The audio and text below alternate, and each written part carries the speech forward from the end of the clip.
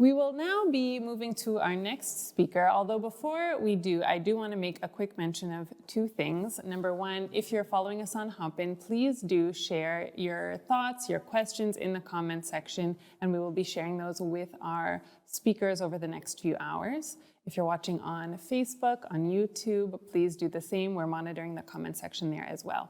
We also have a Miro board that's accessible. We'll drop the link into the chat as well as the comment section on the social media platforms so that you can let us know where you're watching from, your takes on leadership, what you consider a good leader or define leadership as well as a collection of resources. So if you have an interesting article, book, something that you reference when you are looking or thinking about leadership, please do leave it in the resources section on our Miro board. Or if you're curious to read more, we also have content from our speakers that's being linked in that Miro board. So please do check it out. I'm very pleased now to introduce our next speaker, Ekta, and for those of you who joined us for the World Design Assembly in February, she might be a familiar face to you as she presented at our Research and Education Forum. With multiple successful products in market, Ekta is a sustainability advocate and data privacy activist who walks the talk. Formerly a design director at IBM, she is now the head of design at Compass IDC. She's also the author of Sienna Tales, speculative fiction on how things pan out for us in 2030, something that we're not talking about today, but I would be very curious to learn more about. Welcome, Ekta.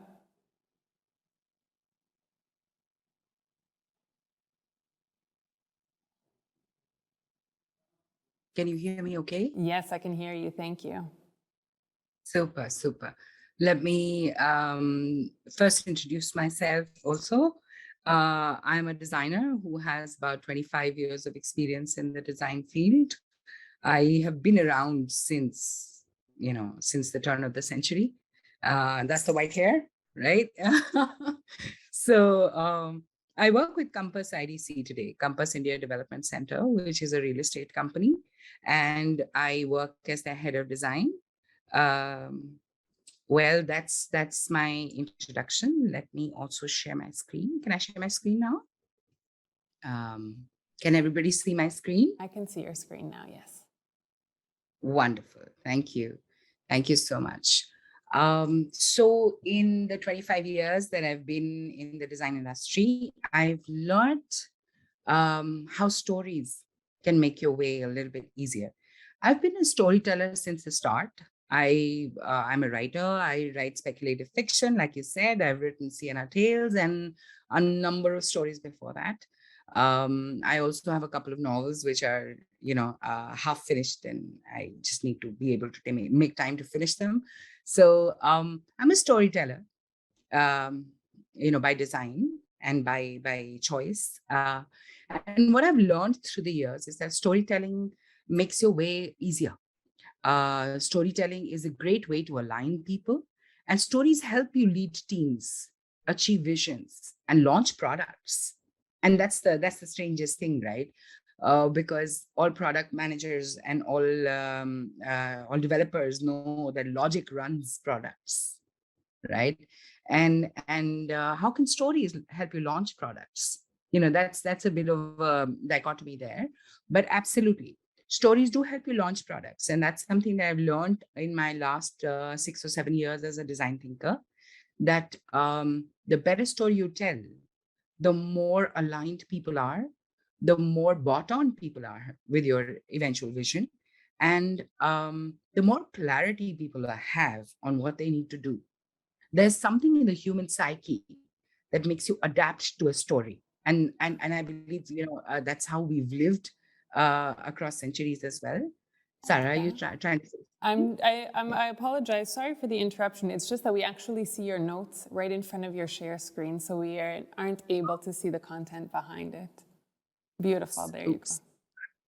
So sorry about that. Let me put it on play mode. Yeah, if you could put it in full screen, it would be even better.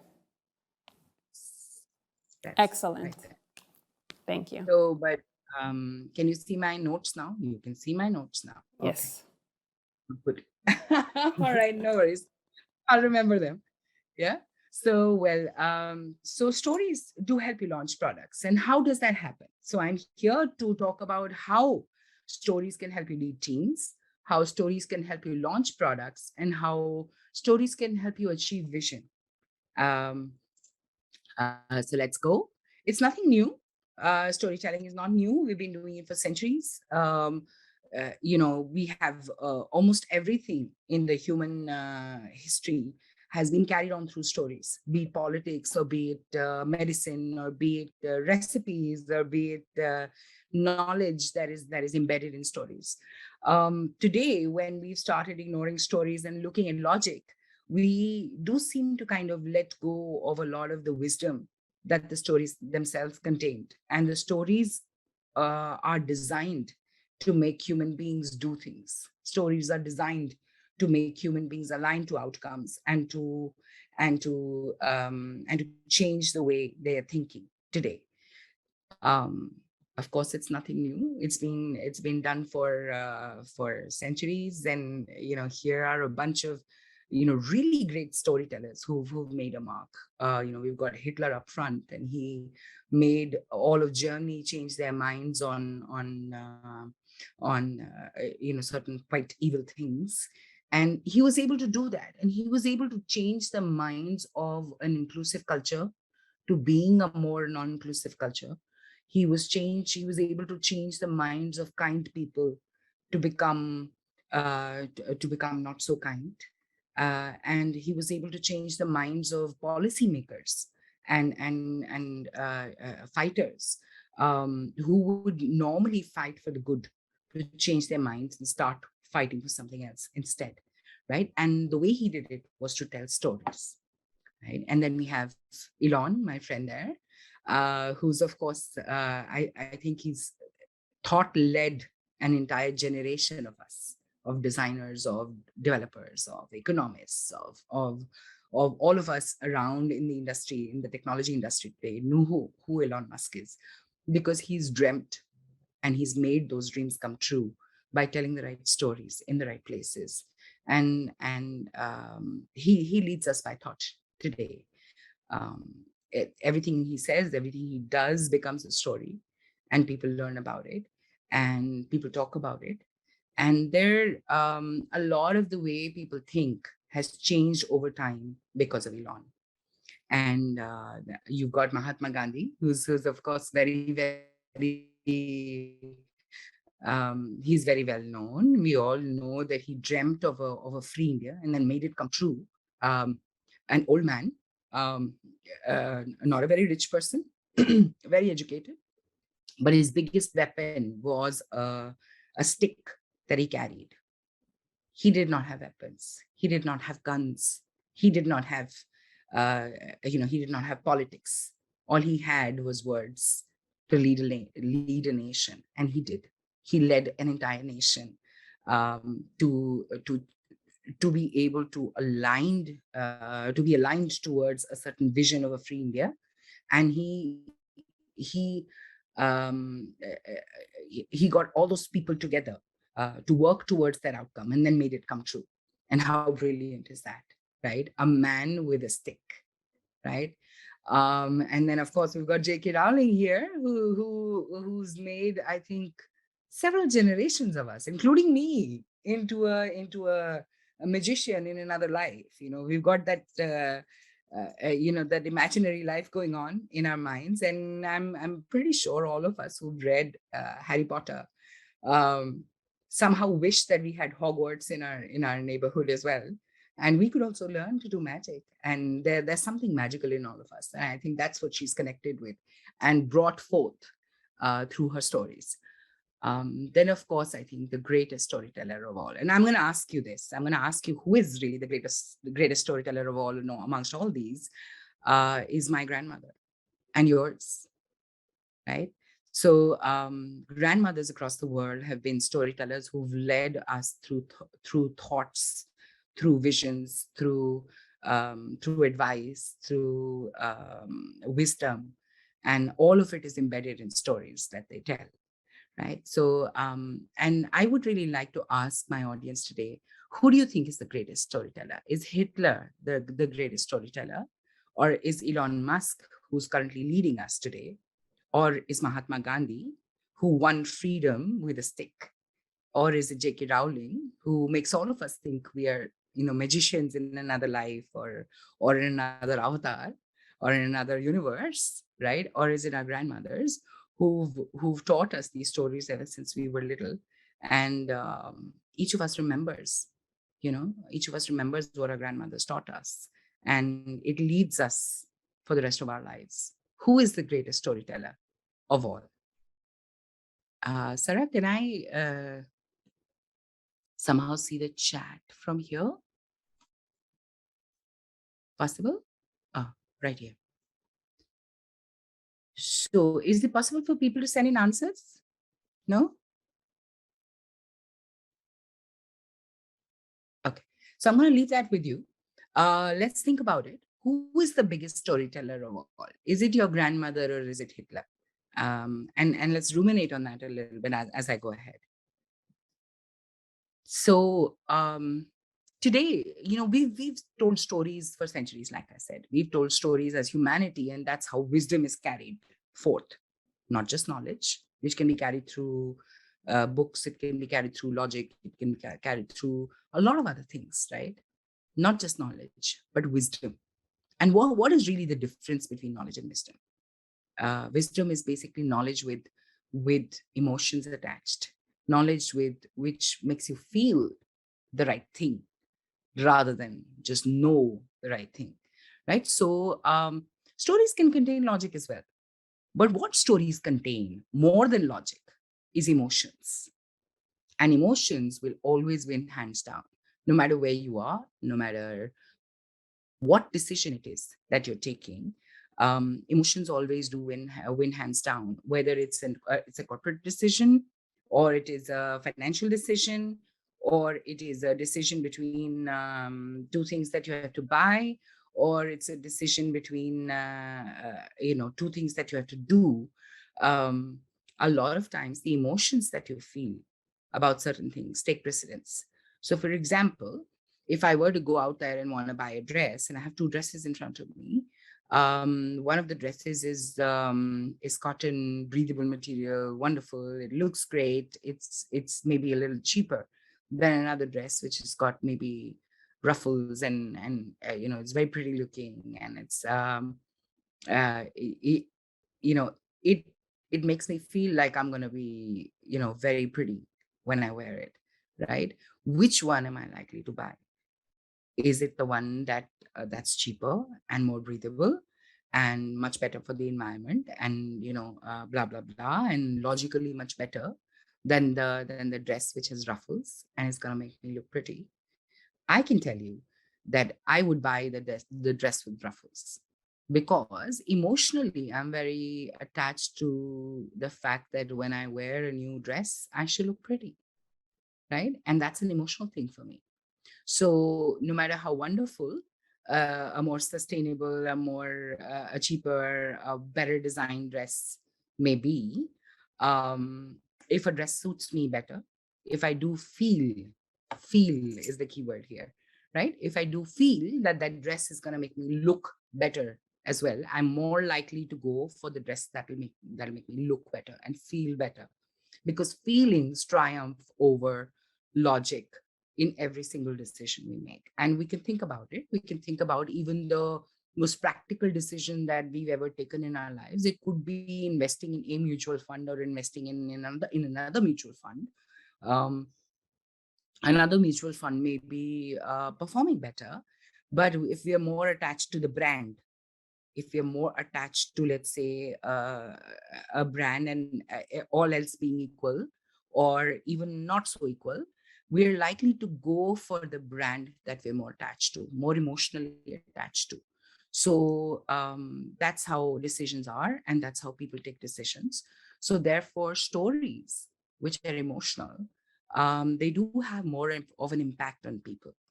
And let's look at why that is. Why do stories have more of an impact on people than logic? Has everything going for it. You have data out there which is very clear to you. You have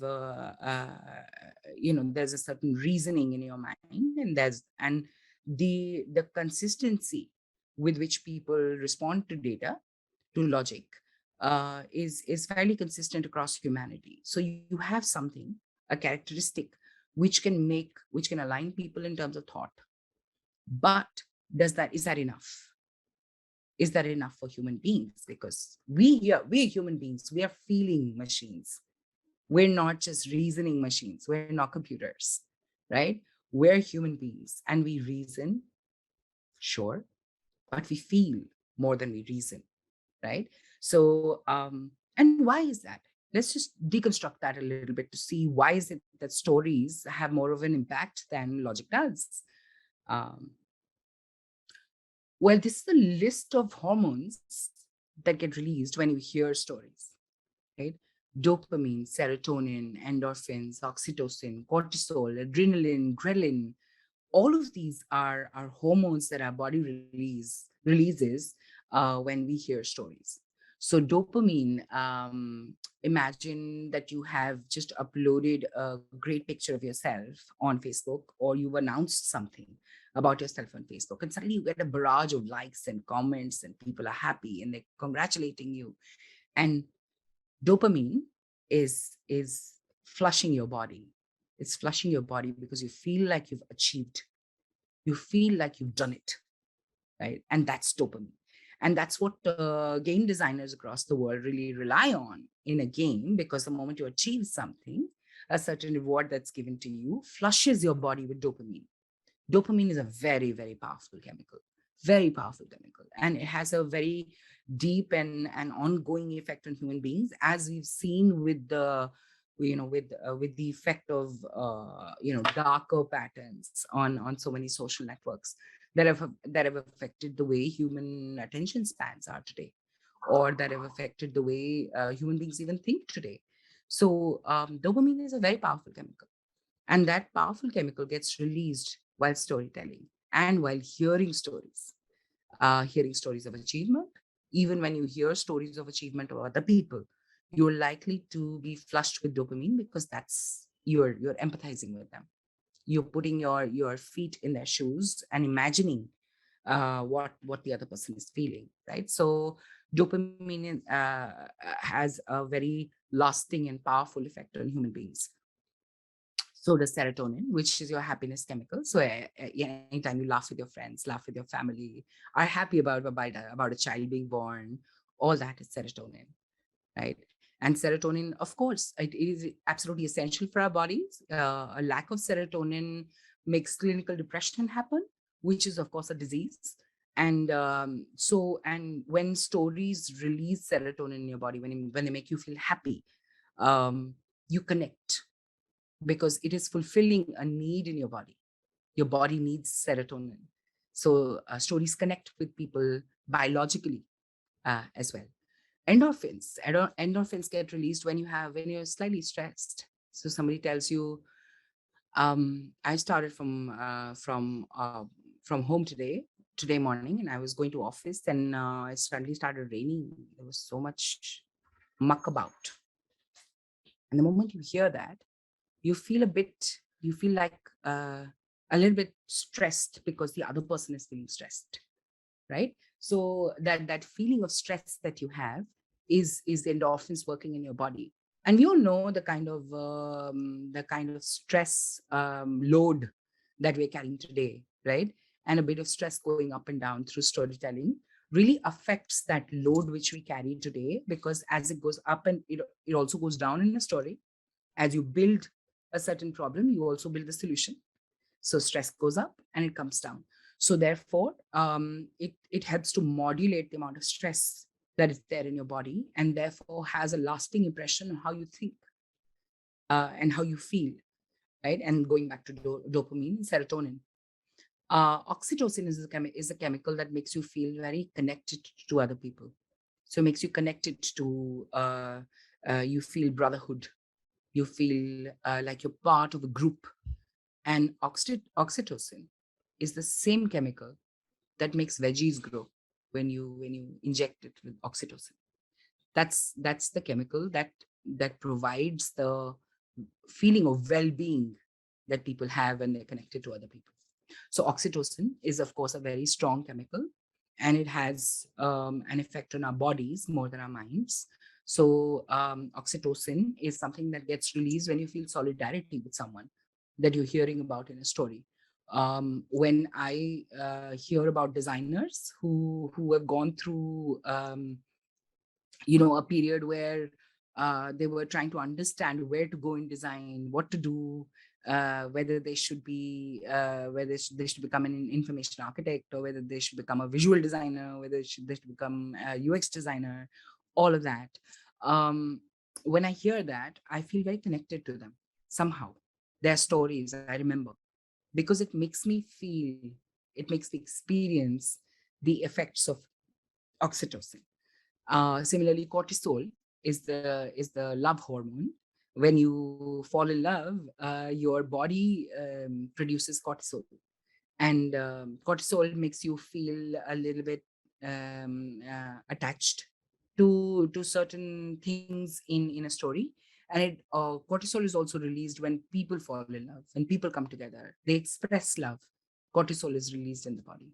Adrenaline is released when stress is introduced in a story, and you want to do some action, you want to make things happen. Adrenaline is what makes your body act and gives your body the fuel to act.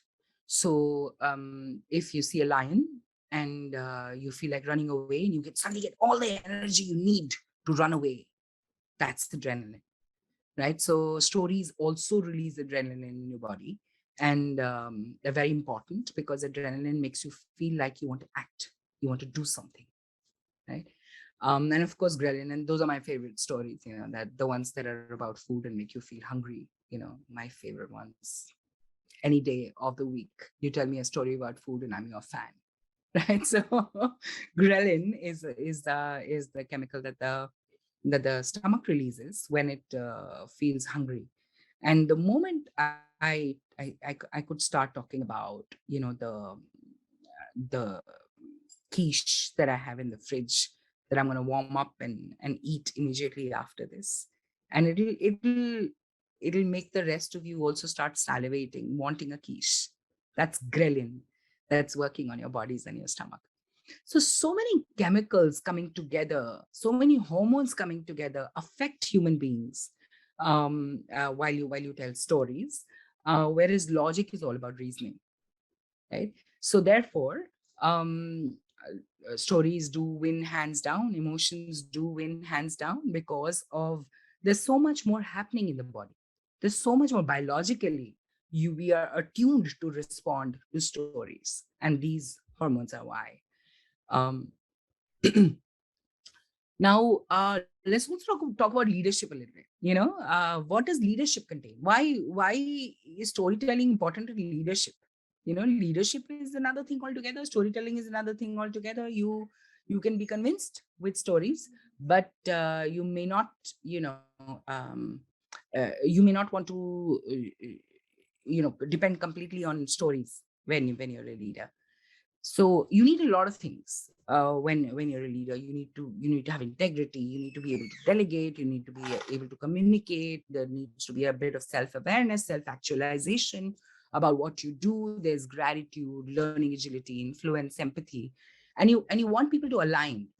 You want to inspire people to action. You want people to be dedicated, to plan well, to be able to achieve the visions that you have, and to grow as human beings.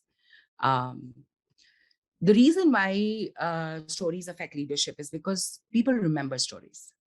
People remember, 60 to 70% more when you tell a story than when you use logic. So delegation and communication becomes really easy to do. Stories also bind people.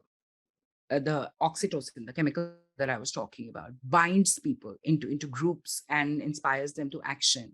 So when you need to align people, when you need to inspire people to action, stories are a very good thing. So if you look at, for example, the concept of Muharram or even Lent across the world, the same story is told again and again and again the same way. And we all believe that AD is a concept everybody believes in and the dating system relies on.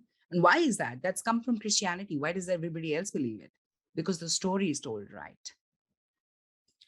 Um, well, making stories come true also feels very productive. And there's a lot of self awareness and empathy that is generated in people who hear stories as well as work on them. And stories make outcomes real. We all know about the I Have a Dream speech that Martin Luther King had. And we all know about the fact that in 2009, we had that story come true with Obama coming to power. So how can you become a good storyteller and inspire teams? Give me a little bit of a time check. I think we're kind of running out of time. Are we? Guys, time check. Are we? 5 minutes? Yeah? Okay, cool. So good stories they're short. They're short enough because today, in this day and age, you need more, even more, to be respectful of other people's time. When you get groups together to ideate, to brainstorm, to talk, to plan, you need to tell a story in a compelling and a very short way. It needs to be short, but it also needs to be complete. It needs to be complete because debate needs to be complete, because you shouldn't end a discussion with the debate not being complete. If the debate is not complete, if the story doesn't have enough information in it, then the debate that ensues after the story is not complete. So story should be complete. Story should be immersive. And what are the qualities of an immersive story? Something extraordinary is going to happen in the story. It could be controversy, could be tension, could be emotion, surprise, mystery, suspense. But a lot of these things, even if you bring one of these in, or even if you bring laughter is also an element of stories. You bring that in, it adds that something extraordinary to that story and immerses people in it.